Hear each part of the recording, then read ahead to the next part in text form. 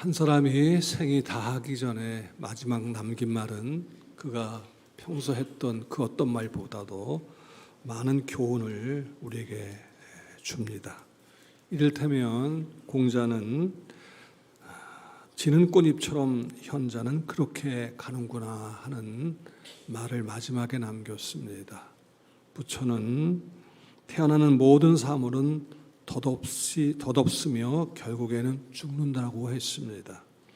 예수님은 아버지여 내 영혼을 아버지 손에 부탁하나이다. 마지막 말씀을 남기고 떠나셨지만 그 남긴 후 사흘 만에 다시 살아나셨습니다. 예수님처럼 죽음에서 다시 살아난 사람은 인류 역사상 한 사람도 없습니다. 다시 살아나시는 예수님은 사도 요한을 통하여 소아시아의 7교회에 편지를 보내도록 하셨습니다. 그 편지 가운데는, 그 보낸 말씀 가운데는 우리 주님이 원하시는 교회상이 담겨 있습니다. 우리는 지난 주일 우리 주님께서 에베소 교회에 하신 말씀을 통하여 주님이 원하시는 교회는 무엇인가를 살펴보았습니다. 이 에베소 교회는 칭찬도 받았지만 책망도 받았습니다. 그들이 책망받은 것은 처음 사랑을 버렸기 때문입니다. 이에 주님께서는 처음 사랑을 가지라고 하셨습니다. 참 교회의 표지는 사랑에 있습니다. 어느 건물에 있지 않고 인테리어에 있지 않고 어떤 시설에 있지 않고 그 교회가 생명력 있는 교회냐 아니냐는 바로 사랑에 있습니다. 자, 오늘 본문의 말씀은 우리 주님께서 사도 요한을 통하여 두 번째 보낸 소마나 교회에 보낸 편지 가운데 나온 말씀입니다. 우리 8절 말씀을 같이 봅니다. 소마나 교회의 사자에게 편지하라. 처음이며 마지막이요 죽었다 살아나신 이가 이르시되 아멘. 자, 우리 주님께서는 사도 요한을 통하여 소아시아의 7교회에 각기 다른 말씀을 주셨습니다. 7교회 가운데 4교회는 칭찬도 있었고 책망도 있었습니다. 또한 서머나 교회와 빌라도 교회는 책망은 없고 오직 칭찬만 있었습니다. 이에 반해서 라오디아 교회는 칭찬은 없고 책망만 있는 것을 우리가 보게 됩니다. 우리 주님은 어제나 오늘이나 불꽃 같은 눈으로 모든 것을 정확하게 살피고 계십니다. 그러므로 우리 교회 구성원된 우리 한 사람 한 사람은 서머나 교회처럼 칭찬받는 일에 힘쓸 수 있기를 바랍니다. 자, 그렇다면 이 서머나 교회는 어떤 교회였을까? 이 서머나 교회 배경을 본다면 에베소에서 약 60km 북쪽에 떨어진 곳에 위치하고 있는 항구 도시입니다. 항구 도시다 보니까 무역이 발달했고 그 지역은 굉장히 부유했습니다. 또한 정치와 문화가 아주 화려하게 발달된 도시였습니다. 오늘날 이 도시를 이즈밀이라고 부르는데 튀르키예의 3대 도시, 다시 말해서 수도 앙카라와 그리고 이스탄불, 그리고 세 번째 도시가 바로 이 서머나인 이즈밀입니다.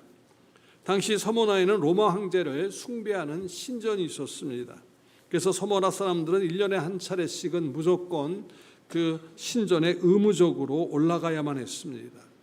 그들은 그곳에서 가이사는 나의 주임입니다라는 고백을 하면서 황제에 대한 충성을 맹세해야만 했습니다.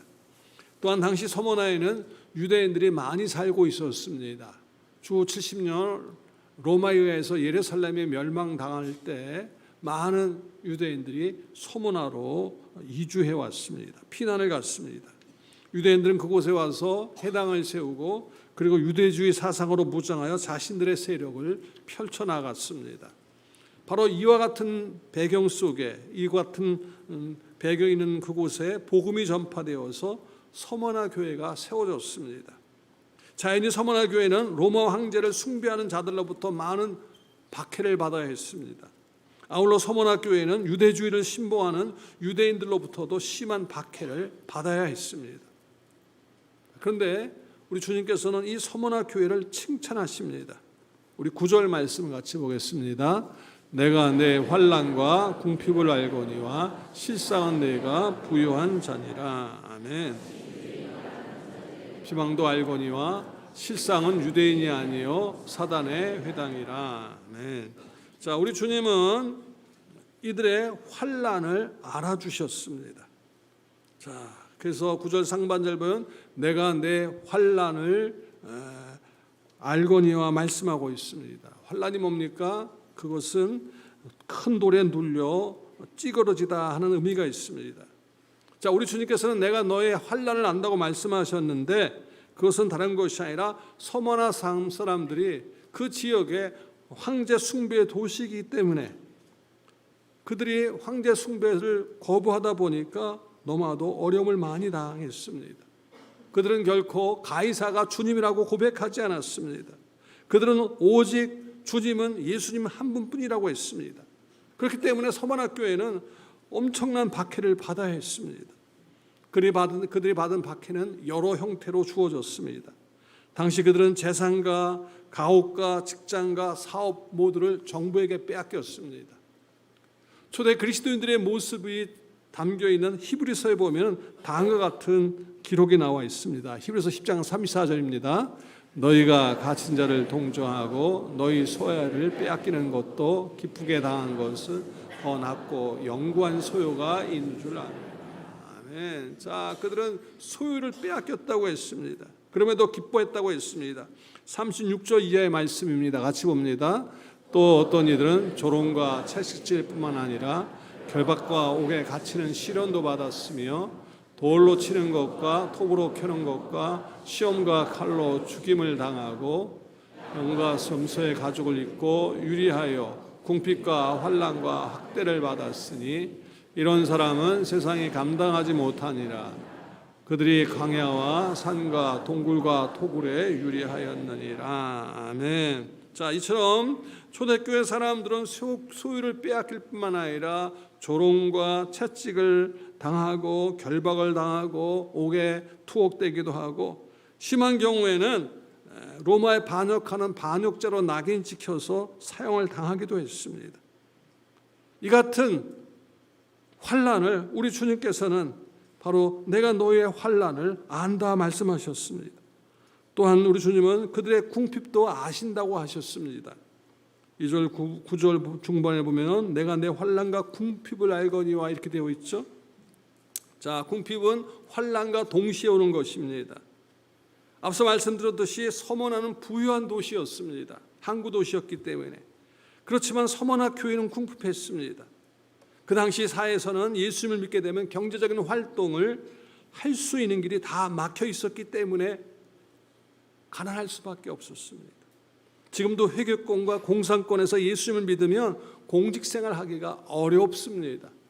아니 공직에 진출하다 할지라도 그들은 진급할 수가 없습니다. 일전에 제가 우리 교회에서 베트남의 던수원 교회를 이렇게 세울 때 그곳에 담임하는 전도사님을 만났습니다. 그곳에 일부 교우를 만났습니다. 그때 선교사님이 그런 얘기를 합니다. 이들은 예수 믿는 것 때문에 공무원이 될 수 없습니다. 이루 말할 수 없는 손해가 있습니다. 그럼에도 불구하고 이들은 예수님 믿는 거에 결코 물러서지 않습니다. 자, 지금도 회계권에서는 예수 믿으면 장사도 할 수 없습니다. 예수 믿으면 집도 팔아야 하고 장사도 그만두어야 한다고 할 때 만약 여러분이 지금 그 입장이라면 그 모든 불이익을 감수하며 믿음을 지킬 수 있겠습니까? 여러분 어떻습니까? 입술로는 쉽게 아멘 할 수 있을지 몰라도 결코 쉬운 일 아닐 겁니다. 일전에 어느 분이 그런 고백합니다. 나 또다시 옛날 가난한 시절로 가고 싶다면 나는 죄를 지어도 가난한 시절로 가지 않겠다고. 어쩌면 그것이 오늘 이 시대의 우리의 고백일지 모릅니다. 근데 이 서문학교회는 그 어려운 상황임에도 불구하고 끝까지 주님의 말씀을 붙들었습니다. 그들은 예수님을 믿는다는 이유로 고난을 받았고 경제적으로 궁핍한 삶을 살았습니다. 우리 주님은 환난으로 인하여 궁핍 가운데 있는 서문학 교우들의 형편을 아신다고 하셨습니다. 한편 예수님은 서머나 교우들 향하여 다음과 같이 말씀하시죠. 9절 중반절입니다. 실상은 내가 부유한 자니라. 네. 자, 너희 환난과 궁핍을 안다고 했는데 실상은 너희는 부유한 자라고 말씀하십니다. 자, 주님께서 무엇을 보고 이렇게 말씀하셨을까요? 지금 서머나 교회의 유형 재산은 가나안입니다. 그런데 주님은 보이지 않는 무형 재산을 보고 계셨습니다. 아니, 서머나 교회뿐만 아니라 우리 모든 그리스도인에게는 보이지 않는 무형의 재산이 있습니다. 에베소 1장 3절에 이렇게 기록하고 있습니다. 같이 봅니다. 찬송하리로다 하나님 곧 우리 주 예수 그리스도의 아버지께서 그리스도 안에서 하늘에 속한 모든 신령한 복을 우리에게 주시되. 아멘. 자, 하나님께서는 하늘에 속한 신령한 복을 우리에게 복을 주셨습니다. 근데 이 복은 눈에 보이는 복이 아닙니다. 이를 달리 표현한다면, 사랑하는 내 자녀들아, 만세전부터 내가 너를 선택했다. 내가 너를 내 아들로 딸로 예정하고 성령으로 인쳤다. 내 나라가 바로 너의 나라란다. 아멘. 그렇습니다. 우리에게는 신령한 복, 하늘의 복을 주셨다고 했습니다. 야고보서 기자를 통하여 우리 주님은 말씀하십니다. 하나님은 세상에 대하여 가난한 자를 택하여 믿음에 부유하게 하시고 또 자기를 사랑한 자들에게 약속하신 하나님 나라를 유업으로 주신다고 말씀하셨습니다. 그래서 서머나 교회는 믿음에 부유했을 뿐만 아니라 예수님의 사랑에 부유했습니다. 영혼에 대한 소망에 부유했습니다. 비록 그들은 이 땅에 보물을 쌓아두지는 못했지만 하늘의 보화를 쌓아두고 있었습니다. 그래서 예수님은 그들의 실상은 부유한 자라고 그렇게 말씀하셨습니다. 자, 이는 예수님이 책망했던 라오디게아의 교회와는 정반대입니다. 요한계시록 3장 17절 보면 라오디게아 교회를 향하여 주님이 이렇게 말씀하시죠. 내가 말하기를 나는 부자라 부유하여 부족한 것이 없다 하나 네 곤고한 것과 가련한 것과 가난한 것과 눈먼 것과 벌거벗은 것을 알지 못하는도다, 이렇게 말씀하셨습니다. 그러니까 라오디게아 교회는 물질적으로는 풍요했지만 영적으로는 가난했습니다. 예수님은 물질적으로 부유한 이 라오디게아 교회를 칭찬하지 아니하셨습니다. 오히려 가난하지만 영적으로 부유한 이 서머나 교회를 칭찬하셨습니다.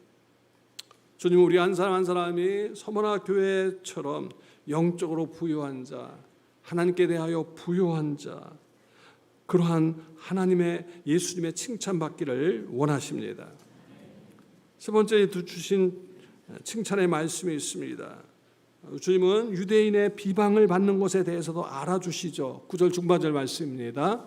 자칭 유대인이라 하는 자들의 비방도 알거니와 실상은 유대인이 아니요 사단의 회당이라. 아멘. 당시 서머나에는 많은 유대인들이 정착해서 살고 있었습니다. 이들의 특징은 선민의식입니다. 자신들은 하나님의 택한 백성이라고, 그들은 자기들만이, 유대인들만이 여호와의 총회에 속한 자라고 그렇게 주장했습니다. 그런데 우리 주님께서 뭐라고 말씀하십니까? 그들을 가르쳐서 실상은 유대인이 아니라고 말씀하셨습니다. 자칭 스스로 생각하는 유대인일 뿐입니다. 그들은 육적으로는 유대인이나 영적으로는 그리스도인들의 무서운 원수들이었습니다. 성경은 이러한 유대인들을 표면적 유대인이라고 부릅니다. 할례당이라고, 손할례당이라고, 교회를 핍박하는 자라고, 율법주의자라고, 메시아를 알지 못하는 자라고 말씀하고 있습니다. 그들은 종교의 탈을 쓰고 그리스도의 사도로 이렇게 가장했지만 실상은 그리스도를 섬기지 아니하고 자기의 배만 섬기고, 그리고 공교하고 아첨하는 말로 순진한 자들의 마음을 미혹하는 자들이었습니다. 우리 주님은 그들의 모임을 가리켜서 여호와의 총회라가 아니라 실상은 사단의 회라고 그렇게 말씀하셨습니다. 사단의 회가 뭡니까? 여호와의 회와는 반대되는 것입니다. 이 사단의 회에 대해서 요한복음 8장 44절에 이렇게 말씀하고 있습니다. 한번 같이 읽겠습니다. 너희는 너희 아비 마귀에서 나왔으니 너희 아비의 욕심대로 너희도 행하고자 하느니라. 그는 처음부터 살인한 자여 진리가 그 속에 없으므로 진리에 서지 못하고 거짓을 말할 때마다 제 것으로 말하나니 이는 그가 거짓말쟁이요 거짓의 아비가 되었음이라. 아멘. 자, 사단은 이 서머나 교회를 쓰러뜨리기 위하여 유대인들을 자기의 도구로 사용했습니다. 이 유대인들이 뭡니까? 이 사단은 거짓말쟁이요 거짓의 아비라고 했습니다. 자연히 사단의 사주는 유대인들을 여러 가지로 거짓 참수하면서 서머나 교회를 대적했습니다. 여러분, 오늘날에도 교회를 제일 힘들게 하는 것은 바로 사단이 그 사람 속에 틈타서 역사할 때입니다. 이를테면 요한복음의 말씀 보면 어떤 일이 벌어집니까? 유다에게 사단이 예수님을 팔 생각을 넣어주었습니다. 자, 사단이 들어가니까 유다가 끔찍한 일을 저지르지 않습니까? 오늘 우리가 늘 깨어 있어야 합니다. 그렇지 아니하면 자칫 사단의 하수인으로 될 수 있습니다. 여기 예수님 말씀하신 대로 서머나 교회는 이러한 환난과 박해와 유대인들의 비방을 당하고 있었습니다. 그럼에도 불구하고 이 교회는 예수님을 향한 사랑을 잃지 않았습니다. 그래서 서머나 교회는 예수님의 칭찬을 받았습니다. 우리도 어떠한 어려움이 있다 할지라도 바로 우리의 처음 사랑은 끝까지 지킬 수 있어야 합니다. 그래서 서머나 교회처럼 우리도 예수님께로부터 이와 같은 칭찬을 받을 수 있어야 합니다. 자, 그런데 이 서머나 교회가 우리 주님께로부터 받은 권고의 말씀이 있습니다. 우리 10절 말씀 같이 봅니다. 너는 장차 받을 고난을 두려워하지 말라. 볼지어다 마귀가 장차 너희 가운데 너희가 10일 동안 환난을 받으리라. 내가 죽도록 충성하라. 그리하면 내가 생명의 면류관을 내게 주리라. 아멘. 우리 주님께서는 서머나 교회에 두 가지 권고의 말씀을 하십니다. 먼저는 장차 받을 고난을 두려워하지 말라 하셨습니다. 자, 앞서 말씀하셨듯이 주님께서는 서머나 교회가 당하는 환난과 궁핍과 그리고 유대인들의 비방을 알고 계셨습니다. 자, 그럼에도 불구하고 우리 주님은 이제부터 안심하라. 이제 상황이 곧 좋아질 것이다. 그런 말씀하시지 않았습니다.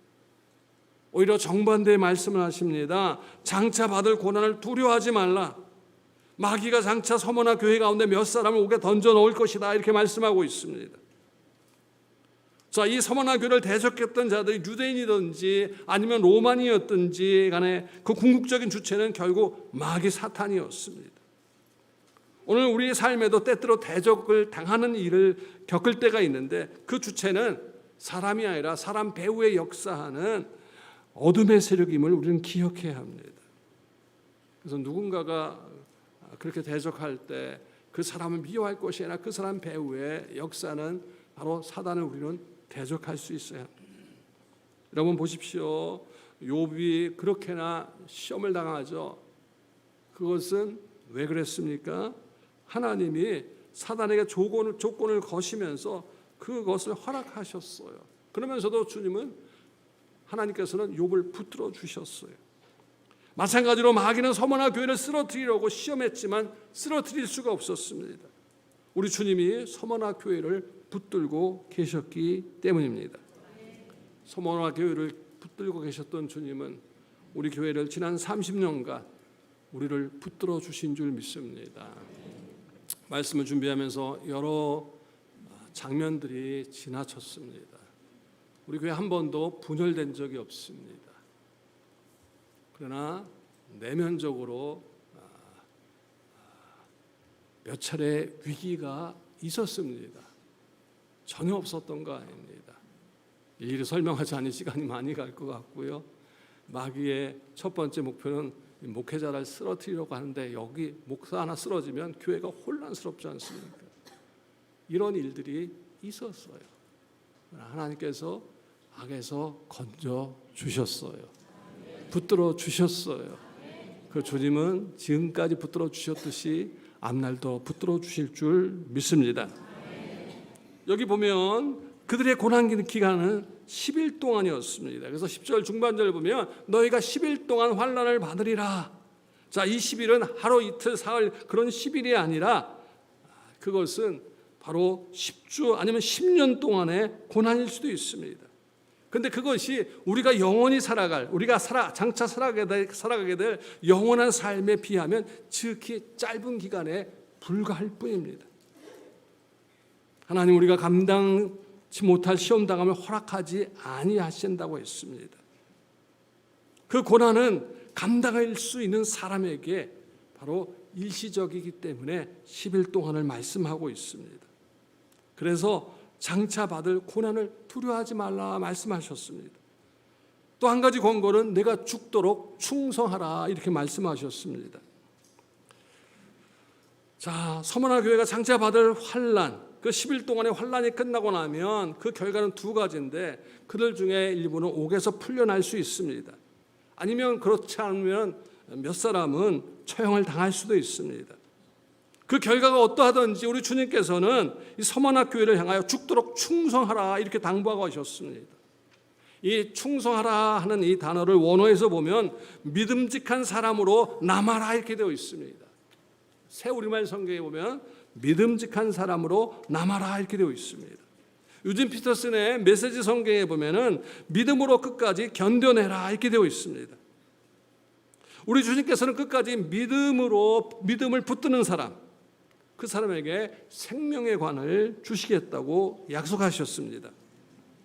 우리에게 잘 알려진 서머나의 교부 폴리캅을 많이 들어보셨을 것입니다. 이 사람은 사도 요한의 제자로 알려져 있습니다. 그는 주 156년 2월 2일에 교인들의 간청으로 시해에 피신해 있던 중에 추격자들에 의하여 결국 붙잡힙니다. 그는 도망치려 하지 않았습니다. 대신 자기를 잡으러 온 사람들에게 음식을 대접했고 내게 잠깐 시간을 달라고 했습니다. 그리고 기도한 다음에 그들과 함께 시내로 이제 함께 오게 됩니다. 그 체포조의 책임자가 폴리캅에게 신앙을 버릴 것을 강요합니다. 황제에게 제사를 지내는 것이 뭐 그렇게 나쁠 거 아니지 않냐고. 근데 폴리캅이 거부합니다. 이제 그가 시내로 압송되어 온 다음에 그들은 원형극장 앞에 총독 앞으로 그를 세웁니다. 총독은 그에게 내 목숨이 아깝지 않냐? 시저의 이름으로 맹세하라고 권한 뒤에 계속 말합니다. 맹세해. 그러면 내가 너를 풀어줄 거야. 그리스도를 욕하라고 말이죠. 폴리캅이 이렇게 대답합니다. 지난 86년 동안 내가 그분을 섬기고 그분은 내게 잘못하신 일이 하나도 없는데 내가 어찌 나를 구원하신 나의 왕을 모독할 수 있단 말이요. 그러나 총독이 다그칩니다. 시저의 이름으로 맹세하지 못하겠느냐? 내게는 사나운 맹수가 있다. 내가 마음을 바꾸지 않으면 맹수들 앞에 던져버리겠다. 맹수들을 부르시오. 아니 내가 맹수를 얕보다니 그럼 내가 너를 화형시키겠다고. 내 태도를 바꾸지 않으면 내가 너를 화형하겠다고 말이죠. 그러자 성난 유대인들과 이방인들이 장작더미를 쌌습니다. 화형기둥 앞에 폴리캅은 자기를 묶지 말라고 청한 뒤에 기도합니다. 오 전능하신 하나님, 사랑하는 아들 예수 그리스도의 아버지요, 저희는 예수님을 통하여 아버지를 알게 되었습니다. 오늘 이 시간 저는 그리스도의 잔에 동참하게 합당한 자로 여기셔서 순교자의 대열에 이렇게 세워주시니 감사합니다 하는 감사 기도를 드렸습니다. 장작더미에 불이 붙습니다. 그는 주님께 받을 생명의 관을 바라보면서 그 고난을 마다하지 않았습니다. 자, 서머나 교회 주신 고난의 부르심은 시대를 막론하고 모든 교회 주시는 부르심입니다. 사랑하는 형제자매 여러분, 우리는 예수님의 뒤를, 십자가의 뒤를 걷고 있습니다. 십자가의 길은 결코 안락의 길 아닙니다. 고난의 길입니다. 우리가 당하는 고난은 잠시입니다. 그러나 우리가 장차 누릴 영광은 영원합니다. 현재의 고난은 경합니다. 그러나 장래의 영광은 지극히 크고 중대합니다. 우리 주님 말씀하셨습니다. 너는 장차 받을 고난을 두려워하지 말라. 내가 죽도록 충성하라. 자, 그렇다면 여러분에게 묻습니다. 이 시대에 우리에게 당한 고난이 무엇입니까?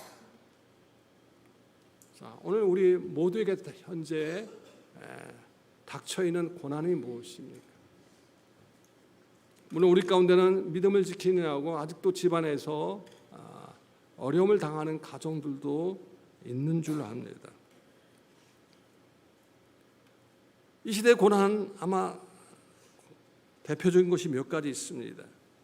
그것은 기독교 가치관을 말하는 것에 대한 압력이 있습니다. 여러분 직장 어디 이력서에서 들어갈 때 예수 믿는다고 하면 이렇게 불이익을 당하는 일들도 있다는 얘기를 듣습니다. 왜 같이 술자리에 못 간다고. 또 이 사람들은 같이 일요일 날 야외 가야 되는데 그렇다고. 또 이 시대의 풍요 속에 빈곤이라는 말도 있습니다. 옛날 같이 그러한 가난에 대한 그러한 고난은 덜합니다. 반면에 내면에 빈곤함이 있습니다. 또한 세속화에 대한 무관심이 오늘 이 시대의 고난이라 말할 수 있습니다. 특별히 이 시대에 오늘 교회 앞에 닥친 고난이 있습니다. 그것은 바로 이 악법을 우리가 어떻게 할 것인가. 우리에게 지금 다가온 여러 가지 사학법이라든지 차별금지법이라든지 이런 부분에 대해 우리는 어떻게 할 것인가.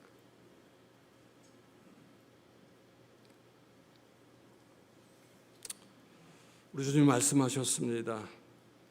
우리가 받을 고난 두려워하지 말라고. 주님은 우리에게 끝까지 믿음으로 이겨내길 원하십니다. 그래야 할 때 우리 모두에게 생명의 관을 약속해 주셨습니다. 다시 주님의 음성에 귀 기울여 봅니다. 너는 장차 받을 고난을 두려워하지 말라. 볼지어다 마귀가 장차 너희 가운데 몇 사람을 옥에 던져 시험을 받게 하리니 너희가 10일 동안 환난을 받으리라. 내가 죽도록 충성하라. 그리하면 내가 생명의 관을 내게 주리라.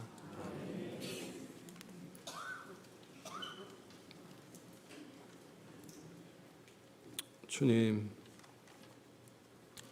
갈수록 이 시대는 우리에게 보이지 않는 고난이 주어짐을 우리가 봅니다.